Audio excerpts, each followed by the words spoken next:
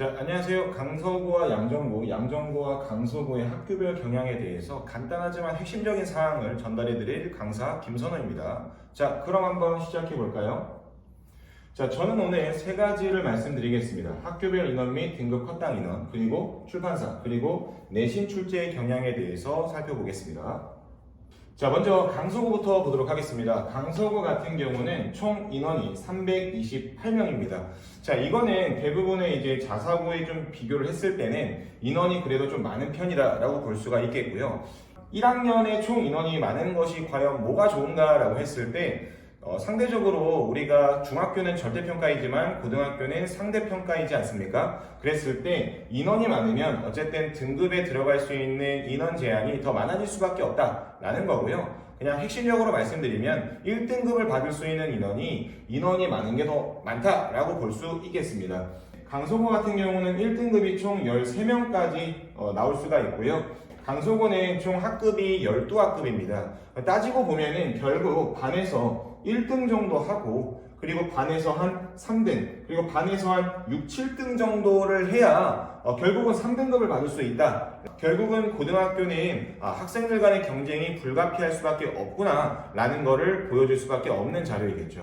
자, 그래서 우리 학생들은 이 영상을 보고 있으면 반드시 꼭 기억하셔야 됩니다. 중학교 때의 나의 공부의 어떤 방법이나 어떤 성적을 잊고 고등학교 때는 정말 열심히 해서 내가 여기까지만 해도 되겠지가 아니라 더 뭔가를 할 수 있을까라는 거를 생각하면서 공부를 해야 고등학교에서도 좀 성공적인 내신 관리를 할 수 있다라는 걸 말씀드립니다.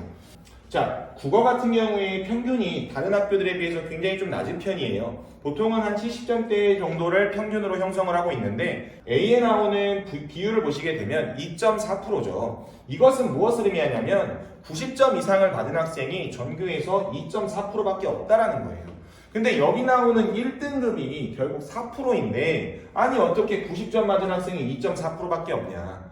결국은 학생들이 이 당시에는 1학기, 올해 2022학년도 1학기 중간고사 때에 벌어진 일이라고 볼 수 있겠는데요. 그때의 1등급 컷이 80점대 중반이었습니다. 그래서 기본적으로 고등학교는 점수가 중요한 게 아니라 정말 등수가 중요하구나 라는 거를 정말 강력하게 보여준 강서구의 사례라고 볼 수 있겠습니다.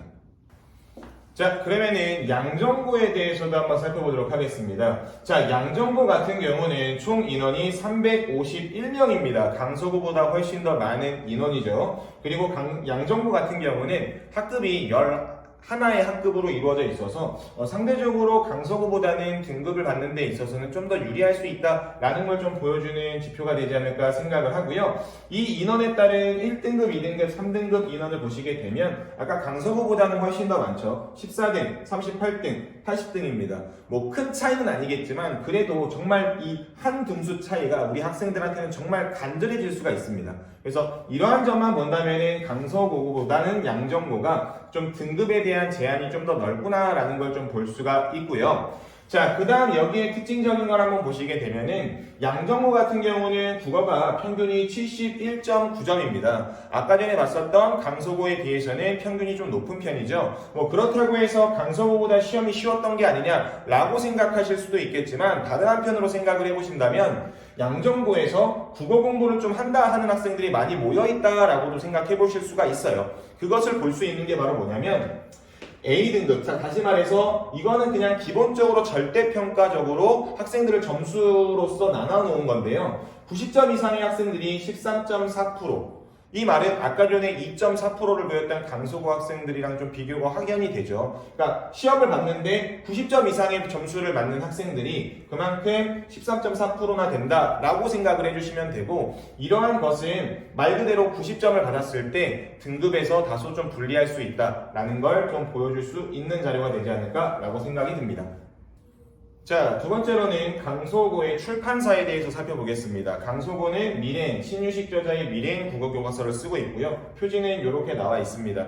이 국어교과서 같은 경우는 학생들이 굉장히 많이 사용하고 있는 교과서 중에 하나이기 때문에 뭐 이런 자료라든지 문제 자료 혹은 기출 자료 이런 것들이 굉장히 많이 준비가 되어 있습니다. 이제 그런 걱정은 따로 하지 않으셔도 될 것 같고요. 단원으로는 이제 총 9단원까지 있다라고 보시면 되고, 보통은 최대한 10단원까지 있는데 거기에서 한 단원 정도 빠져있는 수준이다라고 생각해 주시면 될 것 같습니다. 자, 두 번째 양정보도 한번 보도록 할까요? 자, 양정보는 천재 교과서, 다시 말해서 박영목 저자의 천재 교과서고요. 천재는 박영목 저자의 교과서도 있지만 이성영 저자의 교과서도 있어서 혼동하지 않으셨으면 좋겠습니다. 그리고 양정보 같은 경우는 좀 특이한 것은 이제 양정보에 계신 선생님이 이 국어교과서의 지필진 중에 한 분으로 계시다라는 점이에요. 특히 그분이 지필하신 단원이 바로 몇 단원이냐면 6단원입니다. 그래서 가끔씩 6단원에서는 그런 그 선생님들의 어떤 특징이 좀 반영된 그런 지역적인 문제들도 다소 출제가 되는 부분들도 있어서 이러한 부분들은 좀 참고를 해주시면 도움이 될 것 같고요. 총 단원은 앞에서 봤던 강서구와는 좀 비교가 되죠. 10단원까지 있습니다. 그래서 한 단원 정도 더 많고, 특히 양정보 같은 경우는 이러한 단원을 정확하게 지켜서 시험 범위에 포함을 좀 시키는 편이라서 거의 1년 동안의 이런 단원들에 대한 학습은 이루어진다라고 생각해 주시면 될 것 같습니다. 자, 다음은 강서구의 기출 경향에 대해서 말씀드리도록 하겠습니다. 자, 강서구는 첫 번째 1학기 내신의 난도가 매우 높다라는 점입니다. 뭐 올해만 그런 게 아니냐라고 생각해 보실 수 있겠는데요. 보통 강서구는 1학기에서 거의 학생들을 거의 가르듯이 이제 학생들의 성적을 거의 뭐 이제 편가르기 하듯이 약간 나눠 놓는 편이에요. 그래서 주로 이제 1학기 중간고사와 기말고사 때 시험의 난도가 굉장히 어렵고요. 반대로 2학기에서는 그 난도가 상대적으로는 굉장히 좀 쉬워지는 경향이 있습니다. 자, 그럼에도 불구하고 강서구는 어쨌든 뭐 매부 지문의 비중도 굉장히 높고, 그 다음에 문제 같은 경우도 전문 출제를 원칙으로 하고 있기 때문에 굉장히 학생들이 어디에서 시험에 나올지 좀 종잡을 수 없는 시험이라 난도 자체는 좀 어렵다라고 보시면 될 것 같고요. 두 번째는 수능형 문항 출제를 지향합니다. 아예 시험 범위를 공지할 때 그 공문서에다가 그렇게 이제 적어 놓는 편이에요. 그런데 수능형 문제 출제를 지향하지만 다소 좀 어이가 없게도 암기형 문항 출제가 이루어지는 경우도 있습니다. 단순하게 교과서 본문에다가 빈칸을 뚫어놓고 거기에 들어갈 단어를 찾는 문제라든지 뭐 어휘 문제라든지 이런 것들도 출제가 되고 있고, 그런 문항들이 학생들에게 오히려 킬러 문항이 되는 경우도 있어서 특징적이다라고 볼 수 있겠습니다. 세 번째는 시험 범위가 때에 따라서 매우 극과 극으로 나뉜다라는 점이에요. 1학기 기준으로만 본다면 1학기 중간고사 때는 1단원에다가 이제 추가 지문, 그리고 이제 3월 학평 이렇게 들어갔던 점이 있는데, 기말고사 때는 2, 3, 4, 5단원과 추가 지문이 들어가게 되는 경우가 발생을 했어요. 단원 수만 봐도 어마어마하게 차이가 나죠. 다만 이러한 모든 단원이 시험에 나오지 않고요. 학교 선생님의 어떤 생각에 따라서 이 단원은 공부를 했는데도 시험에 출제가 되지 않는 경우도 있었다라고 보시면 될 것 같고요. 모든 문학작품은 전문 출제를 하게 됩니다. 그렇기 때문에 항상 전문에 대한 대비도 이루어져야 된다는 점이 강서구 내신에서의 특징이다라고 볼 수 있겠습니다. 자, 그 다음으로는 양정고의 출제 경향에 대해서 간단하게 살펴보도록 하겠습니다. 자, 양정고는 강서고에 비해서는 외부 지문의 비중이 현저히 적습니다. 오히려 교과서 내용 중심으로 시험이 출제가 되고 있고요.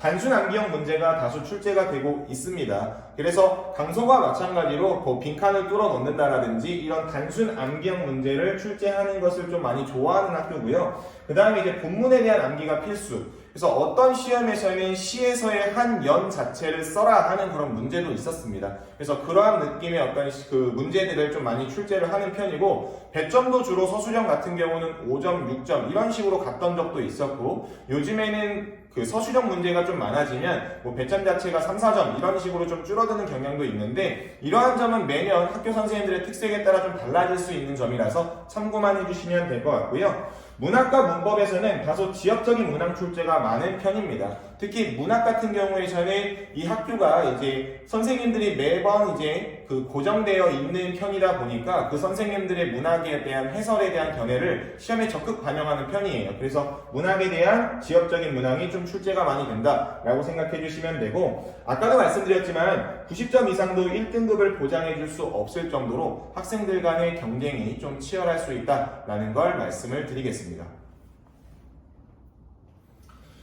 자, 마지막으로 여러분들께 제가 당부를 해드리고 싶은 말씀은 바로 뭐냐면 예비고일 수능 수업이 지금 현재 굉장히 열심히 진행이 되고 있는 걸로 알고 있습니다. 자, 그런데 제가 앞에서 말씀드린 건 거의 내신 중심이었죠. 하지만 내신을 잘하는 방법은 첫 번째로는 수능 국어에 대한 전반적인 이해가 반드시 필수적이다라고 볼 수 있겠습니다. 그래서 지금 하고 있는 공부가 이거 왜 해? 이거 해봤자 뭐가 필요해? 우리 수능은 고3 때 볼 건데 라고 생각하지 마시고 내신 국어에 대한 기초를 다진다라고 생각해 주시면서 정말 열심히 긍정적으로 해 나가면 내년 3월에는 입학을 해서 그리고 이 4월 달에 보게 될 혹은 5월 초에 보게 될 이 중간고사에서 정말 좋은 결과를 맞이할 수 있다 라고 저는 자신있게 말씀드릴 수 있어요.